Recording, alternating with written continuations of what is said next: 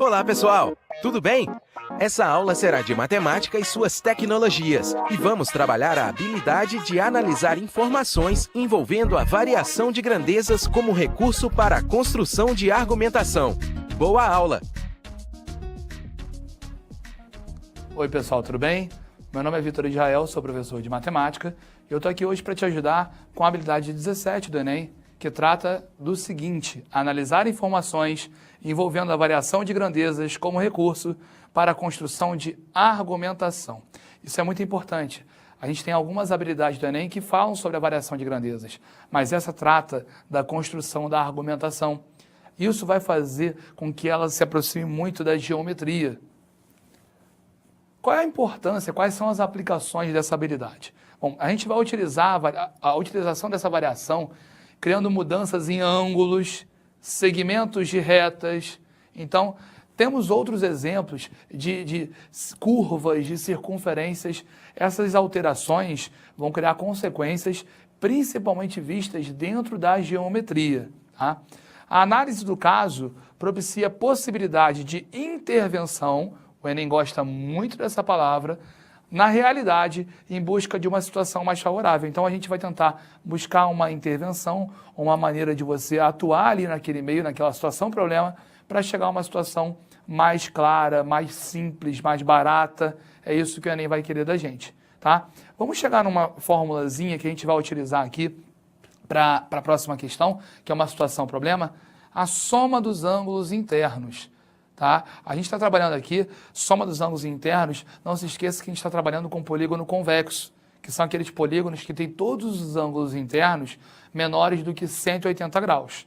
Tá? Então, para começar isso aí, a gente vai pensar num n igual a 3. O que é isso, n igual a 3? A gente está pensando num polígono que tem n igual a 3, em um polígono que tem 3 lados. Ou seja, polígono que tem n igual a 3, polígono com 3 lados, estamos falando do triângulo.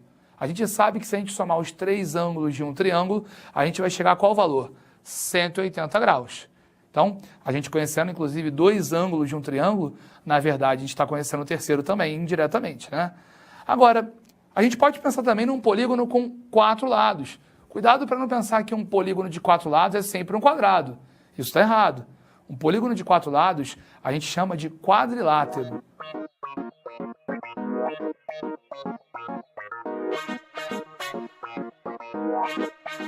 Todo polígono de 4 lados pode ser chamado de quadrilátero. Então, qual seria a soma dos ângulos internos de um quadrilátero convexo?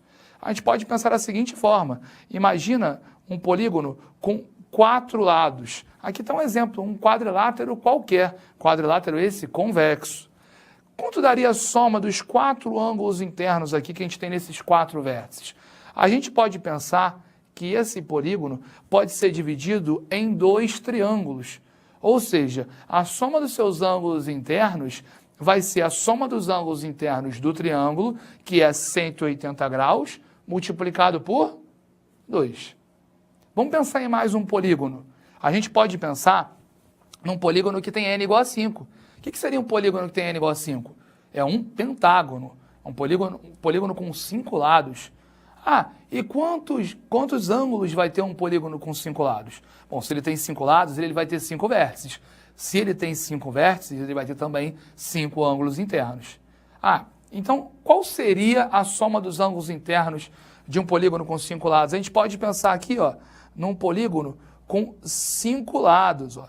Aqui um exemplo, um pentágono. E a gente pode pensar que a gente pode dividir esse polígono em 3 triângulos. Ou seja, a soma dos ângulos internos de um pentágono ela é igual à soma dos ângulos internos de um triângulo multiplicado por 3. E daí a gente já pode obter uma conclusão. A gente pode pensar aqui, ó, que a soma dos ângulos internos de um polígono com 3 lados, de um triângulo, é 180 graus multiplicado por 1. Repare que quando o n foi 3, a gente multiplicou 180 graus por 1. Quando o n foi 4, a gente multiplicou 180 graus por 2. Quando o n foi 5, a gente multiplicou 180 graus por 3. Então, esse valor que está sendo multiplicado por 180 graus, ele é 2 unidades menor do que o número de lados. Dessa forma fica simples. A gente pode chegar na soma dos ângulos internos de um polígono com n lados. A gente vai generalizar, né? Então, para achar a soma dos ângulos internos de um polígono convexo com n lados, a gente multiplica por os 180 graus por qual número? N subtraído de 2. Da mesma forma. Assim a gente chega à fórmula. 180 graus vezes n menos 2. É interessante essa fórmula, até porque ela tem uma consequência importantíssima. Quando a gente fala em polígono regular. O que seria um polígono regular? Essa ideia de regularidade no polígono deve estar relacionada à regularidade nos ângulos internos e regularidade nos lados. Um polígono interno é aquele que tem todos os ângulos internos iguais. Um polígono regular é aquele que tem todos os seus lados congruentes, ou seja, todos têm a mesma medida. Então, sabendo a soma dos ângulos internos de um polígono, a gente pode saber qual é o seu ângulo interno. Como? Basta pegar essa fórmula, a soma dos ângulos internos, e dividir pelo número de lados, que é igual ao número de vértices.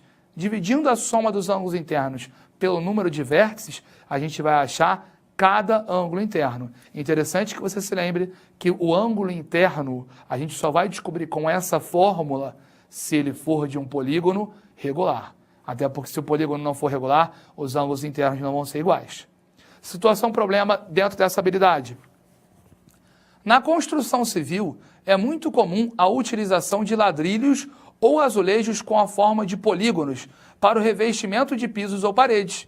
Entretanto, não são todas as combinações de polígonos que se prestam a pavimentar uma superfície plana, sem que haja falhas ou superposições de ladrilhos, como ilustram as figuras. Vamos entender aqui, pessoal.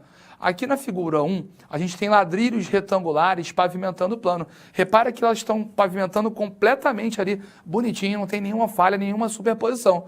Ao contrário da figura 2. Heptágonos, lembra do heptágono? Polígono com 7 lados regulares. Esses heptágonos aqui, eles têm todos os ângulos iguais, têm todos os lados congruentes. Não pavimentam o plano. Ó, como não pavimentam? Olha para cá. Aqui, ó, está tendo falha, nesse caso, ou superposição, que é o que está de fato acontecendo. A gente está colocando um ladrilho em cima do outro. Continuando a questão, a gente vai ler o seguinte. A tabela traz uma relação de alguns polígonos regulares com as respectivas medidas dos seus ângulos internos. Olha como tem cabimento. A soma dos ângulos internos de um triângulo é 180 graus, né? O triângulo tem quantos ângulos? 3. Experimenta aí em casa, dividir os 180 graus por 3. Qual vai ser o valor que você vai achar? 60 graus. Lembra que todo quadrilátero tem a soma dos ângulos internos igual a 180 graus vezes 2? 180 graus vezes 2 dá 360 graus, não é isso? Experimenta pegar essa soma dos ângulos internos, 360 graus, e dividir por 4, já que são 4 vértices. Que valor você acha? 90 graus. Assim, pessoal, a gente tem todas as figuras aqui dentro desse aspecto. Se um arquiteto deseja utilizar uma combinação de 2 tipos de diferentes ladrilhos entre os polígonos da tabela, sendo um deles octogonal, a gente vai usar um polígono que tem um ângulo interno de 135 graus. Qual deve ser o outro tipo escolhido? Nota que ele quer usar uma combinação. Ele não disse que ele quer usar exatamente um octógono, que ele quer usar exatamente 2 octógonos. Cabe a gente testar. Então vamos pensar como isso pode acontecer. Bom, para que não haja falha ou superposição, os vértices, o ponto onde os lados se encontram, devem se encaixar perfeitamente, criando uma soma de ângulos igual a 360 graus. Então, a gente tem que entender melhor aquela figura. Ó. Repara que aqui, ó, se a gente somar os ângulos aqui nesse vértice, a gente está tendo um problema que está tendo a superposição por conta dessa soma não ser 360 graus. É isso que a gente tem que evitar. Bom, se a gente tentar utilizar um octógono, então a gente vai utilizar aqui, ó, um ângulo interno de 135 graus. Vamos ver quanto é que falta para esses 135 graus atingir essa soma aqui, ó, 360 graus. Então, teremos como replemento, opa, essa palavra talvez possa te assustar, replemento.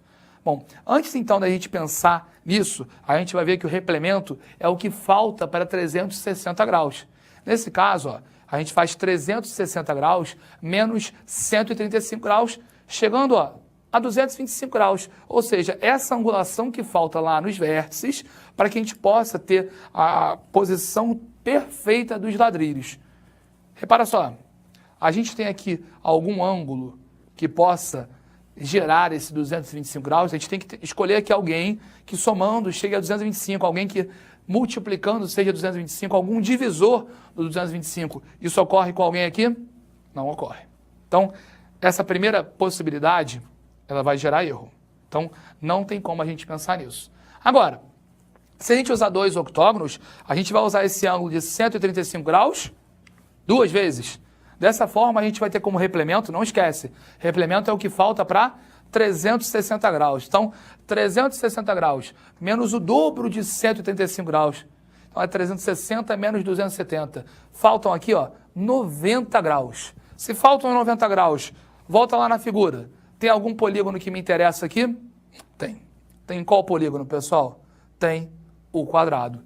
A gente pode, então, criar uma combinação de dois octógonos com um polígono que tenha 90 graus com um quadrado. Então, nesse caso, pessoal, se um arquiteto deseja utilizar uma combinação de dois tipos diferentes de ladrilhos entre os polígonos da tabela, sendo um deles octogonal, qual deve ser o outro tipo escolhido? Resposta: quadrado. Então, é dessa forma que a variação de grandezas pode agir e você vai ter que agir ali para evitar uma falha, uma superposição, para que não haja erro, né? Agora, só para não ficar vago esse conceito de replemento, resolvi mostrar para vocês aqui mais dois conceitos semelhantes. Ângulos complementares. O que são ângulos complementares? São dois ângulos que somam 90 graus. Bom exemplo de ângulos complementares, 30 graus e 60 graus. Esses ângulos aparecem pra caramba aí em prova, é importante que vocês saibam que eles são complementares, eles somam 90 graus. Aliás, se eu pegar dois ângulos agudos de um triângulo retângulo, eles sempre vão ser complementares, a soma deles é sempre 90 graus. Ângulos suplementares são dois ângulos que somam 180 graus. Então, peguei dois ângulos, 120 graus, 60 graus, somei e deu 180, eles são suplementares. Finalmente, ângulos replementares são aqueles dois ângulos que somam 360 graus, que foi o que a gente trabalhou agora na questão anterior. Então, isso aqui é importante saber também. Então, esse conteúdo pode ser pensado dessa forma dentro dessa situação, problema. Pessoal, eu espero que eu tenha ajudado vocês. Boas aulas, até mais. Tchau, tchau. Para desenvolver melhor essa habilidade, consulte a ficha de estudo número 47. Bom estudo e até a próxima aula!